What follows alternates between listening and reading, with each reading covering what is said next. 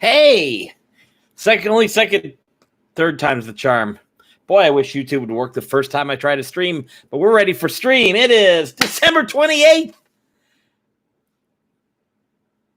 3 more days this for today, and 3 more days of 2020. Yay! We're talking about advancement, mainly XP versus Milestone today. Now, XP has been the standard since first edition, as in before first edition, it was baked into the fighting man, the magic user, and the cleric. Is you had to have this many experience to get to this next level and get a named level because they were really weird back in the 70s. I know I was born there. I'm old. Either way, the biggest thing I can tell you about the XP system is that it's been around forever. Right now, I'm playing 3.5 and 5e, and we're running XP for both of them. I could tell you the biggest advantage of XP is that it rewards, first of all, it can reward combat a lot, unless your DM's good at giving you XP for things that aren't necessarily combat. I was really good at just adding XP for those reasons. Because, to be honest, a lot of the early stuff was designed about killing stuff gets you XP, therefore good. Killing stuff gets you gold, therefore good. Negotiation, role-playing, takes time away from killing things and getting gold and XP. So, yeah, at the end of the night of both games, it's a call for XP and Waffles. Why Waffles? Go back and see my thing about D&D movies and Gamers Darkness Rising, and you'll understand. Now, the importance of XP in earlier games, obviously very, very clear. In 3.5, some mechanics, especially artificers and wizards, a lot of them could expend XP to create magic items. So you'd keep racking experience points. Even after you hit, even if you got to level 20, you kept expending experience for things. That was kind of important, but it also led to the fact that slowed down the wizards. Of course, if you really look at it, this was kind of one of those side kludges that they created to kind of slow down wizards from advancing so fast that they become all-powerful, damn near godlike compared to their fighters who can just swing their sword 4 or 5 times now. I think it's 5 times in 3.5. Best you're going to do in 5e is 4. Plus your bonus action. So 5 if you're dual wielding or you have a 2-handed weapon or something that gives you the ability to take that bonus action as an extra swing. So that's 5. Unless you action surge, in which case 9. Because you only get 1 bonus action. So, 5e came up with milestone advancement. Unless this showed up in 4e and I just didn't read the books far enough or care, because I tried looking it up, but I couldn't find it. So, just found 30 levels of 4th edition advancement. All experience. But then again, 5e's kind of the same. Level and XP are right there side by side. But Milestone Advancement treats it a little bit differently. Number one, it doesn't require math, at least not on the player's parts. You're not having to count your levels and say, okay, I need this much to get here. I'm at this point. Oh, did I forget something? Okay, so we're kind of unequal here because this person got bonus XP and this person was 6, so they're behind. In earlier editions, this could get really bad because when you ran out of XP, because if you got behind a few levels, suddenly your power level, when the game was earlier and the power level was like this, point between here and way up here, yeah. 5e's a little more like this, so point here to point here, not as much of a problem. Just isn't. A few other reasons why 5e is really good. With its problems. All games have them.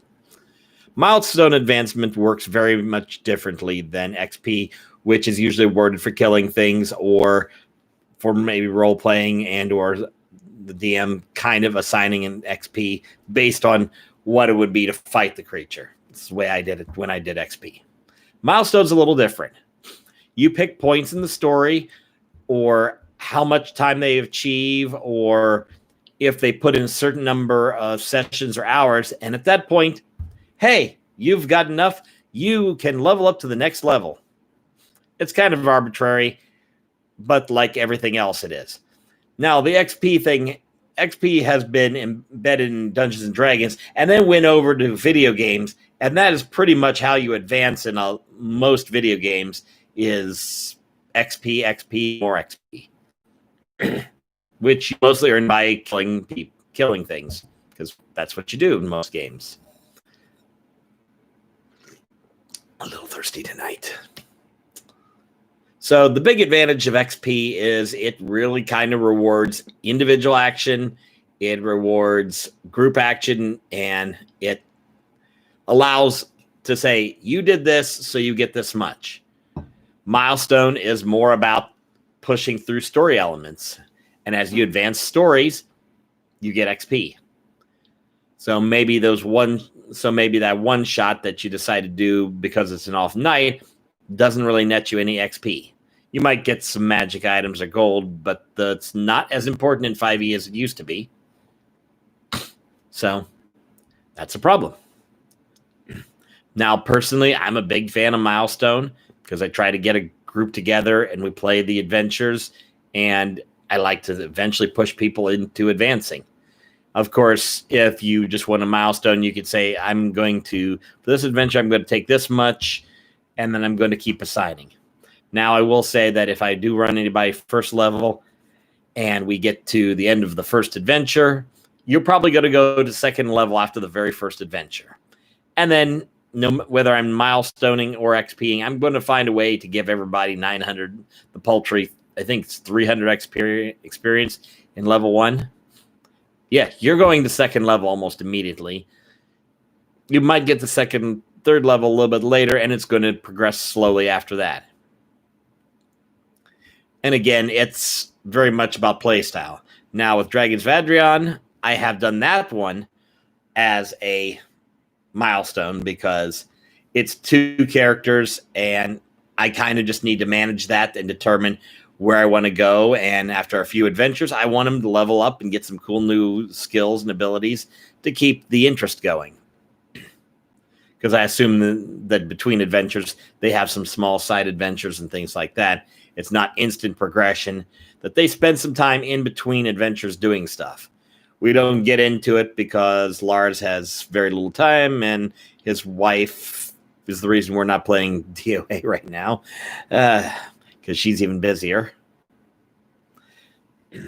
So yeah, really it's a matter of what your play style is. If you've got roleplay heavy elements and you don't want to have to try to track monsters and figure out the experience, and a lot of your gaming is going to not be crawling dungeons and fighting monsters, then Milestone may be your better option, especially if you want to progress story more than just make it grinding.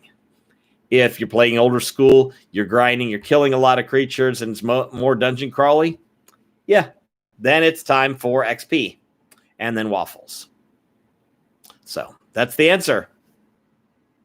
So I have no idea what I'm going to do for the 29th, the 30th, and the 31st. Well, it's all about, hey, it's the end of the year. Let's get out of 2020 and play some D&D next year, because that'll be more awesome. Or maybe Lars and I will stream for New Year's Eve, because we don't have anything else to do because we're old and sad, and there's a pandemic still going on. So until next time, I'll see you when I see you. And also, Waffles! Ho!